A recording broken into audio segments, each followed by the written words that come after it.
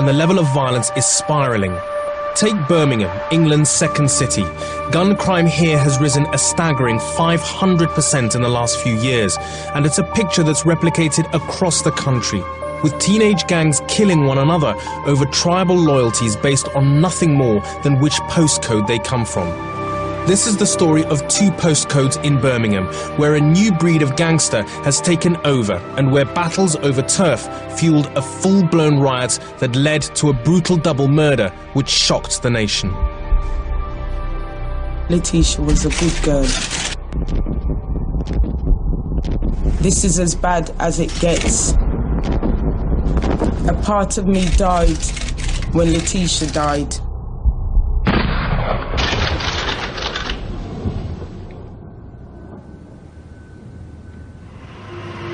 This is the heart of Birmingham, which is England's second city, and standing up here and looking down on the city centre, you're really struck by just how much money has been pumped into Birmingham.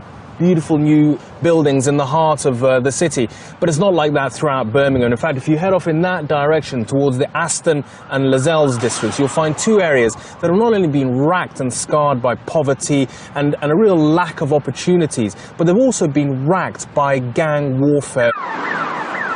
According to the West Midlands Police, teenage gun crime has trebled here in the last few years. I wanted to know how the gang problem was affecting young people, so I went to the B19 and B6 districts, where gang violence is endemic. Teenagers here are so scared of gang reprisals that they didn't want to show their faces on camera. All these other youngsters that are joined these gangs, you see, for their own protection, they're carrying guns, man. If you look at them in a bad way, or if you say something in a bad way, they'll retaliate, you see. People form more gangs to protect themselves from the new gangs. So it keeps on going and going, so it becomes gangs and gangs. There's 12-year-olds getting shot. The gangs make much of their money from crack and heroin dealing, and they've become so bold that these dealings often take place in broad daylight on the high street. Around the country, gang territories are increasingly based around postcodes, and so-called postcode wars are believed to have been at the heart of a senseless gang-related murder in March 2007. It happened in Birmingham's busy town centre and started when two young students fell out over gang loyalties.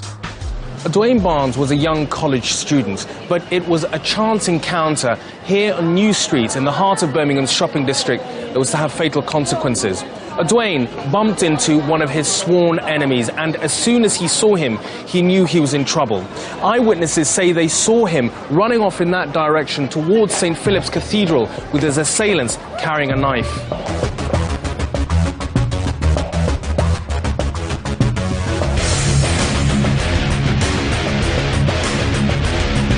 Dwayne Barnes ran to this bus shelter where he must have thought he was safe, having run nearly half a mile from where the attack had begun in New Street in the centre of town.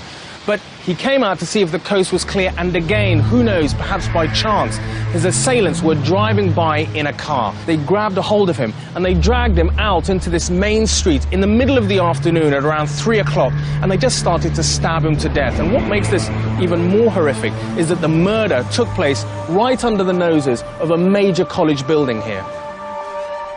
Dwayne Barnes died in hospital 2 days after the frenzied attack. When the case went to court in September 2007, one of his attackers, 17-year-old Michael Hales, claimed his rivalry with Dwayne was because they were in different gangs. The jury found Hales and one of his co-defendants guilty of manslaughter. A third co-defendant was convicted of murder. Michael Hales came from the B6 Aston area, which, along with B19, is among the most violent in the city. The two areas are the strongholds of the notorious gangs, the Burger Bar Boys and the Johnson crew. Their turf is divided by Birchfield Road, a dual carriageway known as Birmingham's Checkpoint Charlie. I'm going to cross the border to see how gang warfare is affecting ordinary people. It has become more violent than it is. Has that been from people attacking you? Yes, yes. And what happens? I mean, they use knives or...? Yeah, they use knives. Knives and blades, axe, everything they use. It's like a volcano which erupts. Do they sort of rule the streets, these gangs? Well, of course they are the ruler because they're young and they don't care about anything. You don't get a sense of a sort of police sort of presence? They are not afraid of God. How can they be afraid of police? We're headed just down to what is effectively the border between Lozells, the area just back there, and Aston. And if you're from Lozells and you cross this border and go into Aston, you're likely to get attacked.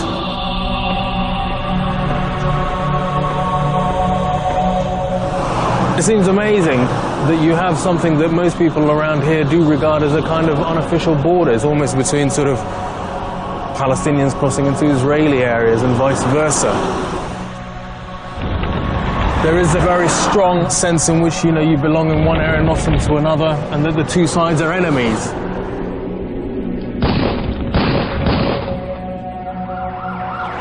We're going through the underpass now, which is the official border.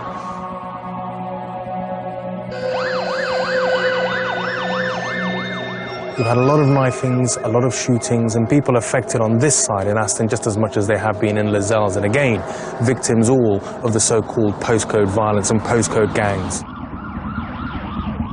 The government's own crime survey estimates that some 60,000 people are stabbed or knifed in the UK every year, the equivalent of 160 a day, and that many of the attackers and the victims are teenagers. I wanted to know why more and more of our young people are involved in gang-related street crime, so we spoke to Tony, who's been a gang member for most of his life. He puts it down to a combination of peer pressure and the need to belong. You know, came from a broken home, family on a low income, one-parent family, no money. Wanted what every normal child had, decent pair of trainers and clothes. Family couldn't provide that, so I ended up on the streets looking for it for myself from round about the age of 10, 11. Tony's views on the motives of young gangsters are chilling and sad. The media portrays, unless you're wearing new clothes with fashion labels, unless you're driving a brand new car, then you're almost excluded from society unless you have these accessories. And without these accessories, you feel like an outcast in society. The power has been taken away from the people by the government, so you make your own power, and your own power is normally drugs, guns, and money. If we had to shoot people, we'd shoot people. If people had to die, people had to die, and that's just the way it was. And even behind bars, the gang violence can be deadly. According to Tony, warders at Birmingham's Winson Green prison remain fearful of violence breaking out between inmates associated with the rival Burger Bar Boys and Johnson crew. If you maybe come into Winson Green prison, at reception you'd be asked if you're a Johnny or you're a Burger. And depending on your answer would depend on what wing you went on. They never mixed on the same wing, because if they had mixed them on the same wing, then the violence would have been instantaneous. Your Johnnies and your Baps were forever, it seems, trying to kill each other over status. I mean, I've witnessed firsthand the depth of hatred between two rival gangs. This hatred has been fueled by turf wars over crack cocaine dealing and heightened by the emergence of firearms. Eventually, this feud between the rival gangs culminated in a shocking double murder. There had been tit-for-tat attacks between the two gangs over a number of years because of rivalry over the drugs trade in their areas. But it all came to a head when an associate of the Burger Bar Boys was murdered. And this is what led to one of the most horrific murders this city has ever seen. Coming up, the real story behind the machine gun slayings of two innocent teenage girls, and how an even more dangerous and fearless generation of teenage gangsters is taking a grip of Britain's inner cities.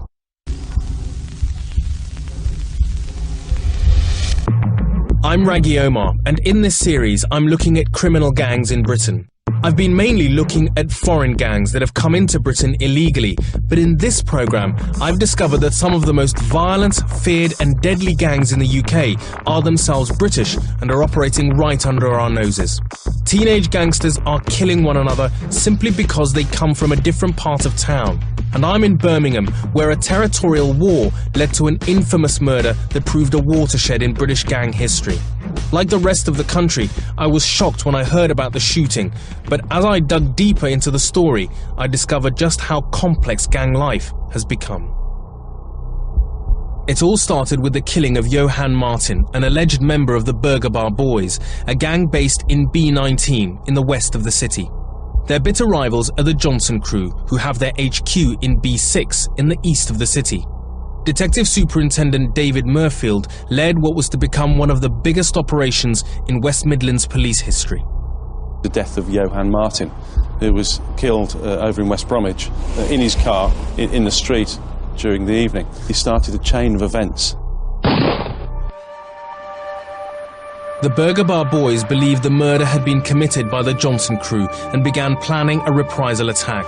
On New Year's Day 2003, less than a month after Johann Martin's killing, word reached the Burger Bar Boys that members of the Johnson crew had been publicly dissing them on stage at a club called RB's in Birmingham. The Johnson crew members went to a party behind a hair salon in the city where they were spotted by a member of the rival Burger Bar Boys. He phoned his fellow gang members, who sped straight over. Also at the party that night were 4 teenage girls, all dressed up for a big night out and unaware that they were about to become unwittingly entangled in a gang feud. Armdeep Bassi is an investigative journalist and a leading authority on Birmingham's gang culture. The girls would have been stood out here just, getting some fresh air. The party was coming to a close. It was the early hours.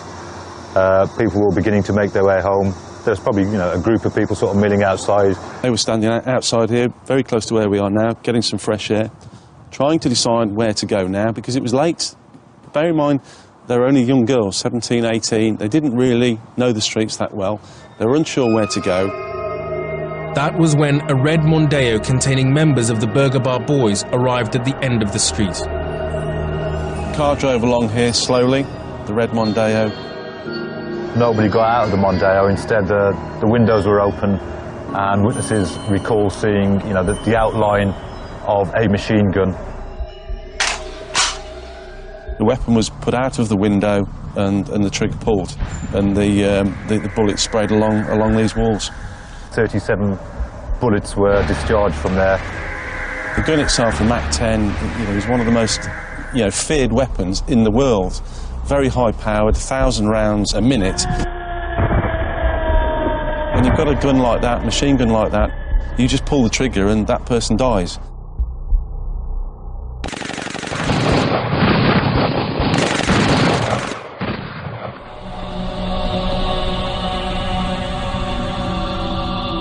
The gang had missed their intended targets because, unknown to them, the Johnson crew members had remained inside the building during the botched attack. The Mondeo sped off, out onto the Trinity Road and disappeared. The Mac-10 machine gun was never recovered. Instead, the 4 girls had become innocent victims of the gang war. 17-year-old Letitia Shakespeare and 18-year-old Charlene Ellis lay dead on the floor, while the other 2 girls were left injured. If you really are trying to target one person that you want to kill, the last thing you would do is use a machine gun, especially one that's nicknamed Spray and Pray. And it just leaves me thinking, what on earth were the gang thinking of? The general intelligence has been overwhelming. A major investigation commenced, one of the biggest that West Midlands has ever undertaken. We then had a stroke of luck finding the car itself, the red Mondeo. They tried to burn it out, but they'd been unsuccessful. In that vehicle was a bullet, and that bullet was linked to some of the bullet's casings found here. So we could link that car with the scene. We could then link that car with Nathan Martin, the brother of Johann Martin. And then, using telephone forensics, we were able to piece together all the people that were involved in that. Within weeks of the killing, the police arrested 4 men. Rodrigo Sims, the man who had tipped off his fellow Burger Bar Boys about the Johnson crew's presence at the party. Nathan Martin, Michael Gregory, and Marcus Ellis, who was incredibly the half-brother of one of the victims. There's a bit of a pattern as far as gangland Birmingham is concerned. I don't think it's peculiar to Birmingham, but you find that a lot of the people involved in the gang are often related. And in a lot of cases, the two people from the same family won't even know they're from the same family. Charlene Ellis, one of the victims, turned out one of the guys who was eventually convicted for the murder, Marcus Ellis, was actually her half-brother. Up until that point, the only people who knew of any kind of gang problem in Birmingham were people from Birmingham, but this brought it into the sort of national and international spotlight, really. Its members are ruthless, shooting even members of their own the family. 4 girls who were shot were not the intended targets. The problem has got so bad. The violence has to stop. Convictions of these men went a long way to convincing the community, as much as anything, that if they go out with a gun with the intention of using that weapon and they're discovered and convicted, they'll go to prison for a long time. Rodrigo Sims was inside. He was making phone calls and planning what was going on. He had no involvement in the shooting whatsoever.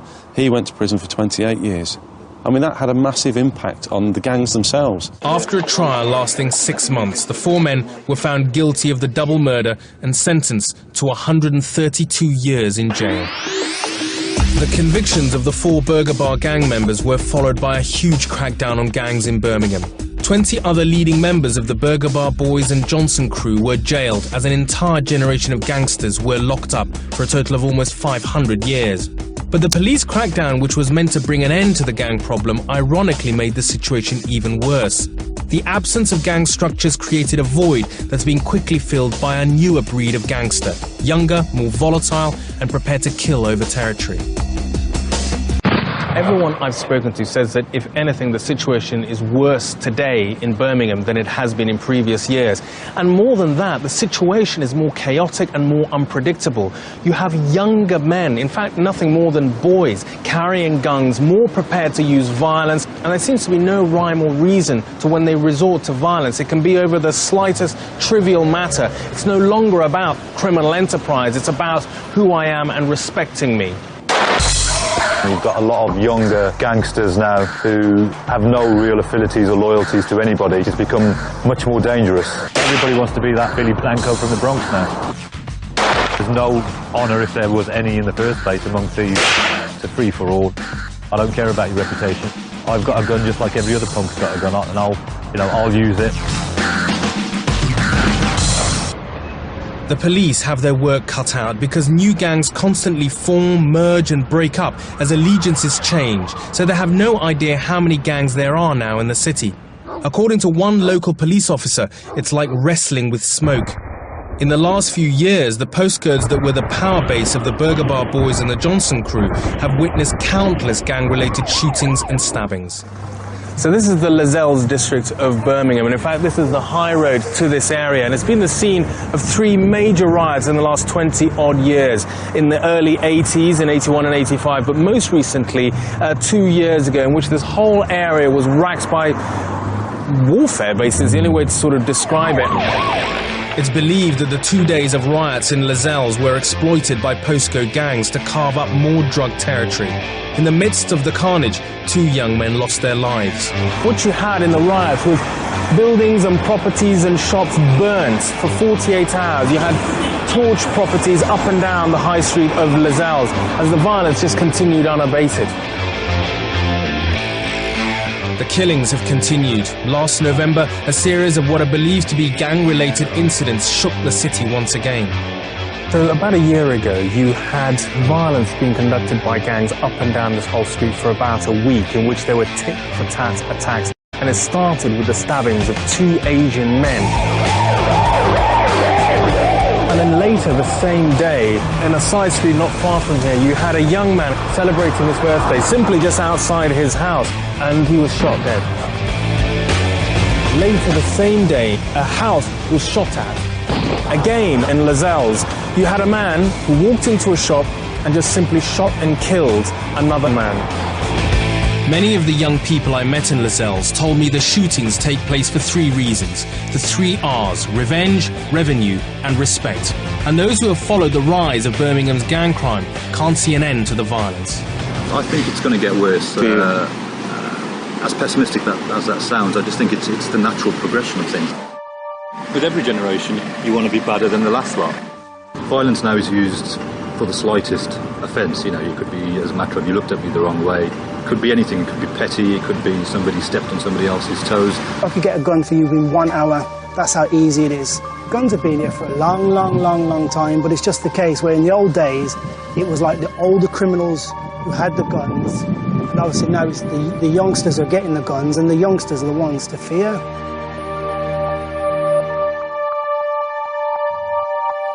There's a lot of speculation about the factors drawing young people into gangs. What I'd call as television sort of violence feeds into this idea that, yeah, you can stab someone, nothing's going to happen. Reality is completely the reverse. All you need to kill someone with a knife is you need a blade that's only about 1.5 inches long. You know, for every hip-hop video I see about guys, you know, going tooled up and blazing away in a drive-by, I wonder how many of those people making the videos have ever seen someone shot dead in the streets, has ever been to an emergency A&E unit and seen doctors trying to work on someone with their guts half spilling out, huge loss of blood, going into convulsions. I still remember the first time I saw someone who'd been stabbed and someone who'd died. And if you see someone who's been a victim of gun violence or a victim of knife violence, it would shake any sense of bravado and machismo out of you for life.